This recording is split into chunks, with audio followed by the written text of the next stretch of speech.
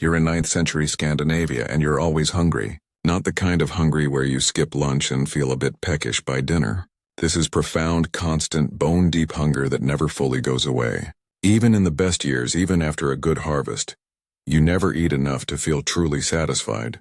And in bad years, which come regularly and unpredictably, you're facing actual starvation. Your entire existence revolves around acquiring and preserving enough food to survive until the next growing season. And the terrifying reality is that one bad harvest, one harsh winter, one stroke of bad luck and your family dies. This isn't a theoretical concern. This is the defining anxiety of your life. The growing season in Scandinavia is brutally short. You have maybe 4 months from late May to early September when crops can actually grow. The rest of the year, the ground is either frozen solid or too cold for anything to germinate. This means you have one chance per year to grow enough food to last 12 months. One chance. If something goes wrong during those 4 months, if there's too much rain, too little rain, an early frost, a late frost, a blight, insect infestation, anything at all, you don't get a second chance. You don't get to plant again next month. You wait an entire year, and during that year you starve. You're a farmer with a small plot of land. Let's talk about what you're actually growing and what that means for your nutrition. Your primary crop is barley. Barley grows relatively well in cold climates and can tolerate poor soil. You use barley to make porridge, bread, and ale. Barley is your survival crop. You also grow some oats, some peas, some cabbage, maybe some onions if you're lucky. That's basically it. You don't have potatoes because potatoes won't be introduced to Europe for another 700 years. You don't have corn for the same reason. You don't have rice, obviously. You don't have most of the vegetables that modern people consider basic. Your diet is monotonous to the point of being psychologically devastating. Barley porridge for breakfast. Barley bread for lunch. Barley porridge again for dinner. Day after day after day.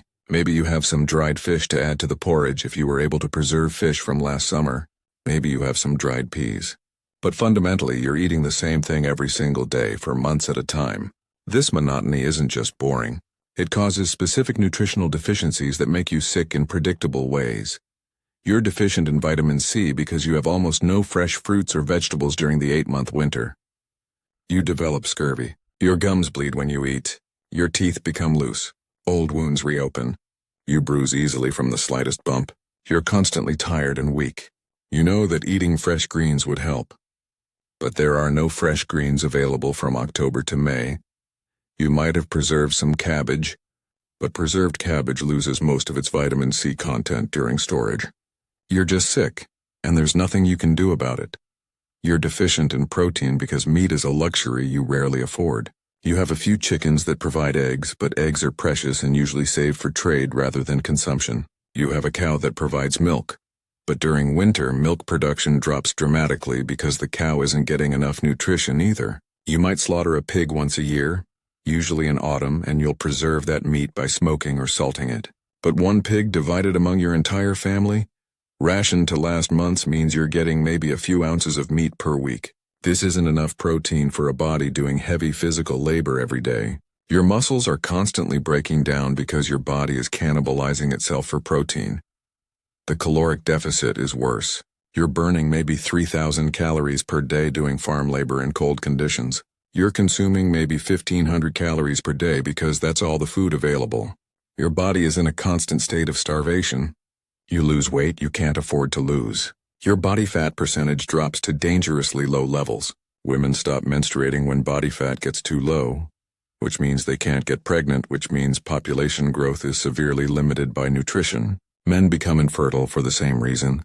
Your body is shutting down non-essential functions to conserve energy for basic survival. Children are hit hardest by malnutrition. Growing bodies need more calories and more nutrients than adult bodies. But in times of scarcity, children get the same reduced rations as adults, or even less because the working adults need to maintain strength to do the labor that keeps everyone alive. So children are chronically malnourished throughout their developmental years. This has permanent effects. They don't grow as tall as they genetically could. Their bones don't develop properly, leading to lifelong skeletal problems. Their brains don't develop fully, leading to cognitive impairments.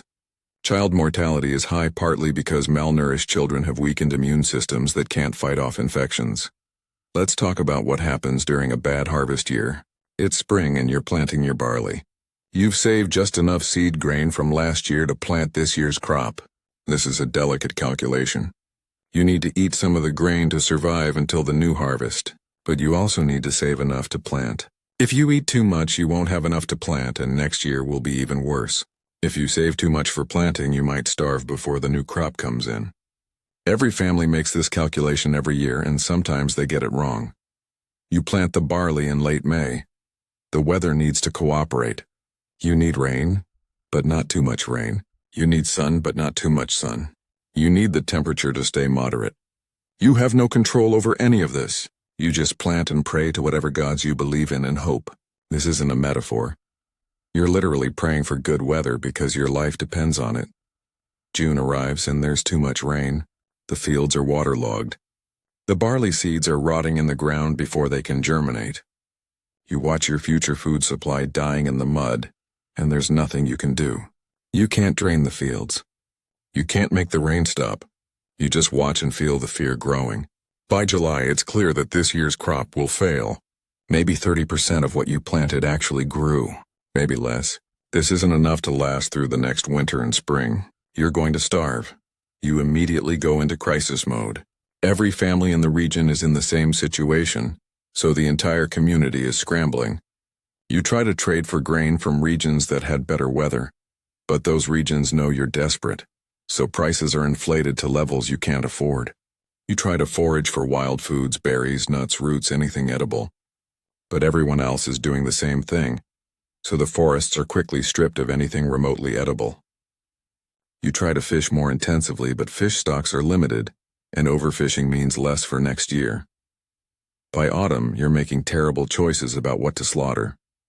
The rational choice is to slaughter the animals you can't feed through winter anyway. If you don't have enough grain to feed yourself, you certainly don't have enough to feed livestock. So you slaughter the cow, you slaughter the chickens, you preserve as much meat as you can. This gives you food for the immediate winter. But next spring you won't have a cow for milk or for plowing. You won't have chickens for eggs.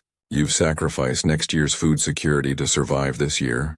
It's a downward spiral that's almost impossible to escape. Winter arrives and you're rationing everything. The family is eating 1 meal per day. That meal is watery porridge with maybe a small piece of dried fish.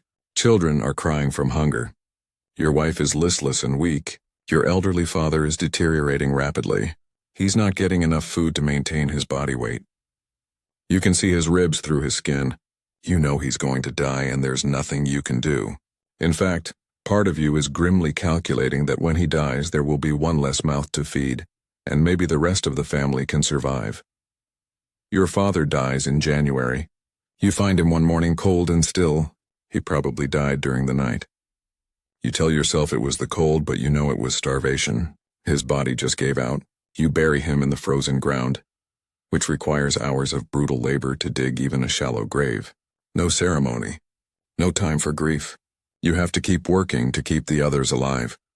February is the worst month. Your food supplies are nearly exhausted. You're eating bark. Yes, actual tree bark. You strip bark from birch trees, boil it to make it slightly more digestible, and eat it. It has almost no nutritional value, but it fills your stomach and provides some fiber. You're also eating leather. Old shoes, old belts, anything made of leather. You boil it until it softens and you chew it. Again, minimal nutrition, but it's something to chew, something to trick your body into thinking it's being fed. Your youngest child dies in February. She's 5 years old. She's been sick for weeks, but you couldn't do anything because sick children need more food and there is no more food. She just got weaker and weaker until she stopped breathing. Your wife doesn't react. She's too depleted herself to process the grief. You bury your daughter next to your father. 2 graves in 6 weeks. 2 members of the family gone. And winter isn't over yet. March arrives and you're hallucinating from hunger. Your brain isn't getting enough glucose. You're seeing things that aren't there. You're hearing voices. Your thoughts are confused and slow. You can't remember simple things. This is what severe starvation does to cognition. Your brain is literally shutting down non-essential functions: memory, reason, emotional regulation, All of these are luxury functions when your body is in survival mode. You're also suffering from edema, which is swelling caused by protein deficiency. Your legs and feet are swollen. Your belly is distended even though you're skeletal everywhere else. This is a sign that your body is failing. Your organs are beginning to shut down, you're dying slowly and you know it. But April is coming. If you can just survive until April, maybe you can forage for early spring greens. Maybe some fish will return to the streams. Maybe you can survive. April comes and you do find some early shoots and plants. They're bitter and tough, but they're fresh food. And fresh food has vitamins your body desperately needs. You eat dandelion greens. You eat young nettle leaves. You eat anything that's even potentially edible. Your body begins to recover just slightly. The hallucinations stop. The edema starts to reduce. But you're permanently damaged. Your body has catabolized muscle tissue for energy. You'll never fully recover the strength you had before this winter. May arrives and it's planting season again. But you have a problem. You don't have seed grain. You ate all of it trying to survive the winter. You go to your neighbors to borrow seed grain, promising to pay it back with interest after the harvest. But your neighbors are in the same situation. Nobody has extra grain to lend. You go to the local chieftain, a wealthy man who might have stored extra grain. He does have grain, but his terms are exploitative. He'll lend you seed grain, but you'll owe him half of your next harvest. This is usury and it means you'll be in debt bondage. But you have no choice. Without seed grain, you can't plant. Without planting, you'll definitely starve next winter. So you take the deal. You plant the borrowed grain. This year the weather is better. The crop grows. August comes and you harvest. It's a decent harvest, nothing spectacular, but decent. You're relieved. But then you have to give half of it to the chieftain as repayment. What you have left is barely enough to survive the coming winter. And you have nothing extra to save for emergencies. You're one bad season away from the same crisis all over again. This is the cycle. You're never secure. You're never comfortable. You're always one failed harvest away from starvation. And this isn't because you're lazy or incompetent. This is structural. The climate is marginal for agriculture. The growing season is too short. The soil is poor. The preservation techniques are limited. The transportation infrastructure doesn't exist to import food from distant regions. You're trapped in a system where starvation is always looming just a few months away. Some years entire regions experience famine. When this happens, the social order breaks down. Desperate people do desperate things. You hear stories of people eating their own children during the worst famines. You want to think these stories are exaggerated, but you've been desperate enough that you understand how it could happen. When you're watching your children die slowly of starvation, when you've already lost some and others are dying, the human mind can rationalize anything. You haven't done it. But you understand how someone could. The psychological trauma of living on the edge of starvation is profound. You can never relax. You can never feel secure. Every meal might be the last meal for a while. Every harvest might fail. Every winter might be the winter that kills you. This constant anxiety wears you down over years. You see it in people's faces, the permanent tension, the haunted look of someone who has watched family members starve to death and knows it could happen again at any time. The wealthy live differently. The chieftain who lent you seed grain isn't worried about starvation. He has stores of grain that could last his household for years. He has salted meat. He has preserved fish. He has ale and mead. His children are well fed and healthy. His wife isn't emaciated. This creates resentment, obviously. But you can't act on that resentment because he's powerful and you're not. You just watch your children go hungry while his children thrive, and you swallow your anger because expressing it would be dangerous. Food preservation is limited by available technology. You can salt meat and fish, but salt is expensive. You can smoke meat and fish, but smoking doesn't preserve food as long as you need it to last. You can dry certain foods in the sun, but Scandinavia doesn't have reliable sun during the growing season. You can store grain in sealed containers, but rodents and insects still get in and destroy significant portions. You might lose 20% of your stored grain to pests. That 20% could be the difference between survival and death.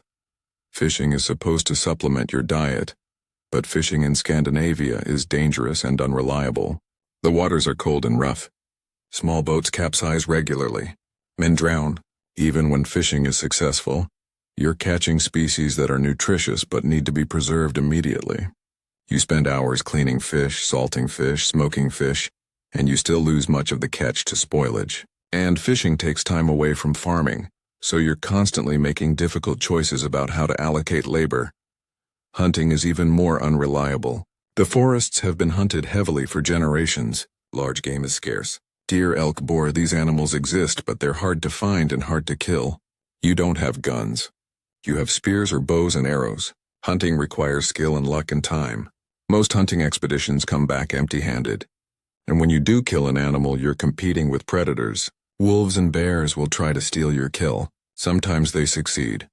Small game like rabbits and birds supplement your diet slightly. But they're also being hunted by everyone, so populations are depleted.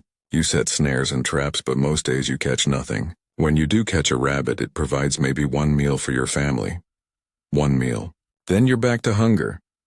Wild plants and berries are important during late summer and early autumn. You forage for blueberries, lingonberries, cloudberries. You gather nuts where you can find them. You dig up roots. But this food is seasonal and can't be preserved well. You eat it fresh during the harvest season, enjoying a brief period of slightly better nutrition, and then it's gone. You try to preserve berries by drying them, but dried berries have much less nutritional value than fresh berries, and they don't keep well in the damp Scandinavian climate. They often mold before you can eat them. The concept of food security simply doesn't exist. You cannot achieve food security in this environment. With this technology, you can have a good year where you feel slightly less hungry, but you can never be secure. Even the wealthy aren't truly secure because several bad years in a row can deplete even large stores. The king himself could face food shortages if conditions are bad enough. Trade could theoretically help. If one region has surplus, they could trade with regions that have deficit. But transportation is the limiting factor. Moving large quantities of grain over long distances in 9th century Scandinavia is nearly impossible. There are no roads. There are no carts that can handle rough terrain. You'd have to transport grain by boat, which is slow, dangerous, and expensive. By the time grain arrives from a distant region, it might be moldy or infested with pests, and the people with surplus have no incentive to trade it away when they know they might need it next year. The social hierarchy is enforced partly through food distribution. The chieftain and his warriors eat first and eat well. They get the best cuts of meat. They get the fresh bread. They get adequate portions. Then come the freemen who get less but still something. Then come the dependents, the elderly, the children who get whatever remains. And at the bottom are those in servitude who get the scraps. This isn't accidental. This is how power maintains itself. Those at the top stay strong and healthy. Those at the bottom stay weak and compliant.